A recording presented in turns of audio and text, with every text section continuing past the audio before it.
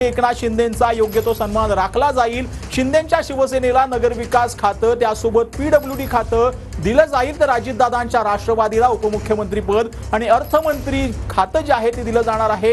अमित शहांसोबतच्या बैठकीमधली ही आतली सर्वात महत्त्वाची बातमी म्हणावी लागेल। महायुतीमध्ये एकनाथ शिंदेंचा सन्मान राखला जाईल असं देखील या बैठकीतून कळतंय। शिंदेंच्या शिवसेनेला नगरविकास खातं आणि पीडब्ल्यूडी खातं दिलं जाणार आहे, तर अजितदादांच्या राष्ट्रवादीला उपमुख्यमंत्री पद आणि अर्थमंत्री पद मिळणार आहे। जवळपास 2.5 तास ही बैठक चाललेली आहे, तर ओबीसींचं प्रतिनिधित्व दिलं जाईल असं सूत्रांकडून माहिती मिळते। पुढच्या 2 दिवसात भाजपचा नेता निवड होईल असं देखील सूत्रांकडून कळते। ओबीसींना प्रतिनिधित्व दिलं जाईल असं देखील माहिती जी आहे ती आता सूत्रांकडून येते आहे। शहांसोबतच्या बैठकीतून ही अत्यंत महत्त्वाची आणि मोठी बातमी म्हणावी लागेल। महायुतीत एकनाथ शिंदेंचा योग्य तो सन्मान राखला जाईल असं देखील या बैठकीमध्ये ठरलंय, तर शिंदेंच्या शिवसेनेला नगरविकास खातं आणि पीडब्ल्यूडी खातं दिलं जाणार आहे, तर अजितदादांच्या राष्ट्रवादीला उपमुख्यमंत्री पद आणि अर्थमंत्री पद दिलं जाणार आहे। भाजपाकडे महसूल आणि गृह खातं राहील, ही महत्त्वाची बातमी म्हणावी लागेल। त्याचसोबत ओबीसींना प्रतिनिधित्व देखील दिलं जाणार आहे। पुढच्या 2 दिवसात भाजपचा नेता निवडला जाईल अशी देखील माहिती सूत्रांकडून मिळते, कारण की ओबीसींचं महत्त्वाचं मतदान जे आहे ते भाजप आणि महायुतीला झालेलं आहे। त्यामुळे कुठेतरी आता ओबीसींना प्रतिनिधित्व देण्याची माहिती जी आहे ती आता समोर येते। ओबीसींना प्रतिनिधित्व दिलं जाईल अशी माहिती सूत्रांकडून मिळते। पुढच्या 2 दिवसांमध्ये भाजपची महत्त्वाची बैठक पार पडेल। अमित शहांसोबतच्या बैठकीमधली ही अत्यंत महत्त्वाची बातमी येते। महायुतीत एकनाथ शिंदेंचा योग्य तो सन्मान राखला जाणार आहे। शिंदेंच्या शिवसेनेला नगरविकास खातं आणि पीडब्ल्यूडी खातं दिलं जाणार आहे, तर अजितदादांच्या राष्ट्रवादीला उपमुख्यमंत्री पद आणि अर्थमंत्री पद दिलं जाणार आहे, तर भाजपाकडे गृह खाते राहणार असल्याची देखील माहिती मिळते।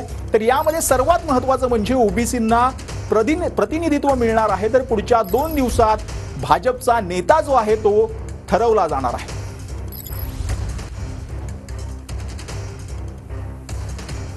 आपले प्रतिनिधी संदीप राजगोळकर आपल्या सोबत जोडले गेलेले आहेत। संदीप, ही अत्यंत महत्त्वाची बातमी म्हणावी लागेल, कारण की एकनाथ शिंदेंचं कुठेतरी मुख्यमंत्री पद हुकल्याचं पाहायला मिळतंय, कारण की त्यांना योग्य असा सन्मान राखला जाईल असं या बैठकीतून कळतंय। नक्की काय अपडेट आहे? मुख्यमंत्रीपदी कोण विराजमान होणार? खरं म्हणजे या बैठकीतला हा सगळ्यात मोठा प्रश्न होता, तर याबद्दल काही सांगू शकाल?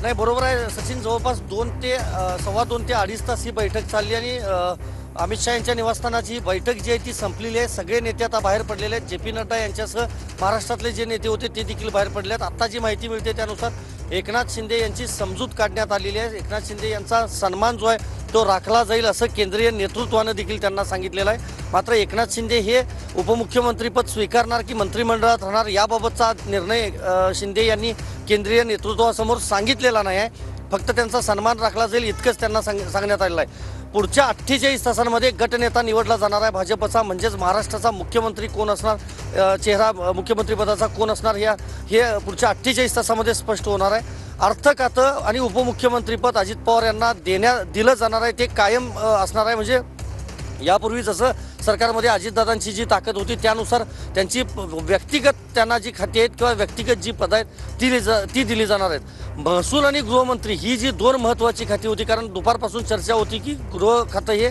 एकनाथ शिंदे मागत आहेत, ही दोन्ही खाती मात्र भाजपनं आपल्याकडेच ठेवलेली आहेत, ती मित्रपक्षांना न देण्याचा निर्णय झाला आहे। मात्र ज्या खात्यापासून एकनाथ शिंदे यांच्या राजकीय प्रवासाची खरं तर सुरुवात झाली ते नगरविकास खातं मात्र एकनाथ शिंदे यांच्या पक्षाकडे दिलं जाणार आहे। त्यामुळं जरी या बैठकीमध्ये एकनाथ शिंदे आलेले असले तरी 2 नेते मी सांगितल्याप्रमाणे उदय सामंत आणि शंभूराज देसाई हे दिल्लीत आलेले होते, मात्र ते या बैठकीला उपस्थित नव्हते। दोघंही सध्या फोन उचलत नाहीत, म्हणजे रिसिव्ह करत नाहीत, त्यांचं उत्तर मिळत नाही।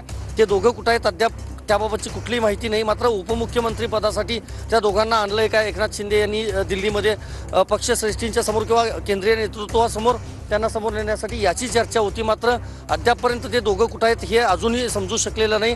मात्र ही बैठक जी आहे ती सव्वा 2 ते 2.5 तास जवळपास ही बैठक चालली आणि ही बैठक अखेर संपलेली आहे। त्यामुळे पुढच्या 48 तासांमध्ये गटनेता निवडला जाईल भाजपचा, म्हणजेच मुख्यमंत्री कोण हे स्पष्ट होईल आणि त्यानंतर येत्या 2 तारखेला कदाचित शपथविधीचा जो सोहळा आहे तो होऊ शकतो। म्हणजेच येत्या सोमवारी महाराष्ट्रामध्ये नवीन सरकार जे आहे ते स्थापन केलं जाऊ शकतं। एकनाथ शिंदे आता निर्णय काय घेणार याकडे संपूर्ण महाराष्ट्राचं लक्ष असणार आहे, कारण ते